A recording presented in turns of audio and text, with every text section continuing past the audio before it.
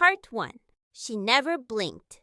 They said I was perfect, smooth as porcelain, delicate as lace, always smiling, never blinking, but I wasn't born perfect. I was made, and before he made me, I got sick. Everything went dark. I remember the cold first, the kind that clings to bone and silent breaths. They buried me when the air was too still to carry grief. No crying, no wailing, just the sound of dirt, shovelfuls of goodbye. But he didn't leave me there. My father returned, quiet as frost. When the town slept, he opened my grave like a gift he couldn't live without. He looked at my face, blue-lipped, still smiling, and whispered, "There you are, sweetheart. I'll make you better." He was a doll maker by trade. Toys, marionettes, painted things with hollow smiles. I was never one of them, not until I died. In his workshop, grief made him precise. He boiled the flesh from my fingers, replaced them with wood, painted pink at the tips. He stitched my hair, into a wig. He pinned glass eyes behind my sockets, wired my jaw shut so I would never frown again. He dressed me in lace and soft ribbons, sat me by the window like I was waiting for someone. He even gave me shoes. When he finished, he stepped back and said, "Look how beautiful you are now." The townspeople whispered. Grief broke him, they said. They crossed the street when he walked by, but they still sent their children to his shop. And those children, they posed me, brushed my hair, laughed at my stillness. They didn't hear the screaming in my jaw, didn't feel my hatred coiling inside wooden ribs, didn't see how their touch made my fingers twitch just once. But I saw them. I see everything now. I waited, smiling, still, unblinking. Part 2. Cracks in the paint. Something began to change. Not all at once. Not like waking. More like remembering. It started with a sound. A child whispered something cruel. She laughed as she pulled my hair too hard. And deep inside my chest, where my ribs were now lacquered pine, I felt a splinter. Not of wood, of rage. That night, the doll maker found my head turned slightly. He stood frozen, staring at me in the dark. "I must have bumped the table," he said aloud, to convince himself, to convince me. He lit a candle and stared at me until the wax drowned its own flame. But I didn't move again. I didn't need to, not yet. Days passed. Children returned. Their voices were high and sharp, their fingers oily and careless. They tugged at my dress, smeared dirt on my shoes, laughed when my head slumped forward. I hated them. One girl, Emily, pressed her cheek to mine and whispered, "You're not so special. You're just a doll." She went missing that night. They searched the woods, the river, even the well behind the shop. No one looked beneath the floorboards in the workshop. But I knew, because I was listening. Father stopped smiling after that. He began locking the door at night. He watched me when he thought I couldn't see. Sometimes I caught his reflection instead of mine in the window. Or maybe it was mine, before. Sometimes he cried in the corner, clutching the shoes I used to wear. Not the ones he painted pink. He would say my name, so soft it broke something in the walls. Lena. But I felt nothing. Not grief, not pity, not warmth. Only pressure, like something was trying to break the glass behind my eyes. One evening, lightning cracked the sky in half. The shop lights flickered. And for just a second, I moved. My fingers curled on their own. My head twitched upward.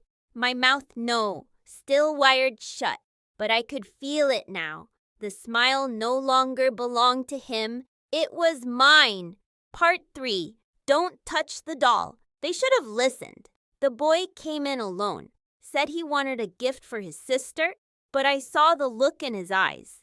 The same look Father had before he melted my face into porcelain. He poked my cheek, laughed when it didn't move, whispered things no child should know. Then he tried to pull off my ribbon. I let him.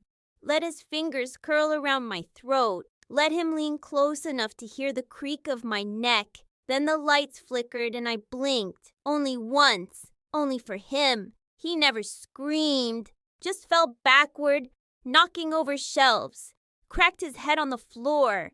When Father found him, he was unconscious. He said the boy slipped. He said I hadn't moved, but his hands trembled when he brushed dust from my shoulder. That night, the boy's parents came shouting, accusing, demanding. Father swore I was just a doll. They didn't see how my fingers had curled around the chair leg, or how the smile on my face had shifted just slightly upward.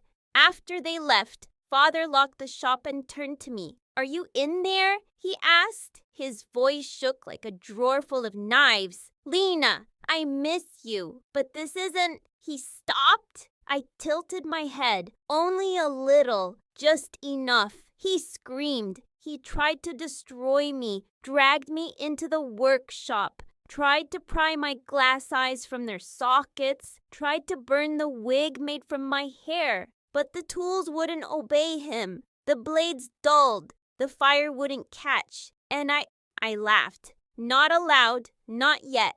But inside, I split open like a seam.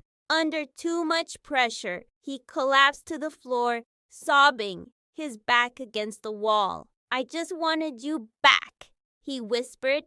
Then he chained me to the chair, iron shackles, bolted legs, as if a little metal could hold what he built from grief and bone. Now I sit here, chained, staring out the dusty window. Children still pass by.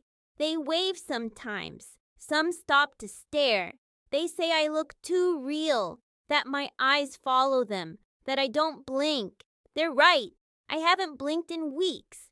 But I've been thinking, learning, sharpening. I didn't want to be perfect. I wanted to be loved. Now I want to be feared. Part 4. The final stitch. It happened on the first snowfall. Cold air leaked into the shop through cracks in the roof. The fire in the stove had died hours ago. So had he. Father sat slumped in his chair, unmoving, a bottle in one hand, a photo in the other. The photo was of me. Before. Not the version he carved, the one he killed trying to keep. He'd stopped speaking days ago. Only watched me, and I watched back. The lights flickered again. They always did before it started. The electricity knew what was coming. My fingers twitched beneath the chains. The paint on my lips cracked. I didn't smile. I bared my teeth. The fire started in the back room. Maybe it was the stove. Maybe something fell. Maybe I blinked the wrong way. The smoke crept under the door like a secret, and Father finally stood. Not to escape, not to run. He knelt in front of me, eyes red, whispering, "I'm sorry, Lena. I didn't know how else to keep you." I looked down at him, tilted my head. Then I spoke, for the first time since I died. "Daddy!" The sound tore the wires in my jaw. Glass teeth clinked in my throat. Blood, his or mine, dripped onto the floorboards. He cried harder, reached for me. I stood. The chains clattered to the floor like broken toys. They'd never really held me. I had just waited. I leaned down, whispered into his ear. He screamed, and then I left him to burn. Outside, snow fell soft as ash. The flames lit the sky orange. People came running with buckets, shouting. But it was too late. The shop collapsed inward like a dying breath. And in the crowd, someone swore they saw a figure walking away. A girl, dressed in lace, with a painted smile, and eyes that never blinked. He made me from grief, wired me from guilt, painted me in memory. But I was reborn in fire. I am not a doll. I am not a curse. I am what love becomes when it is twisted and taught to wait.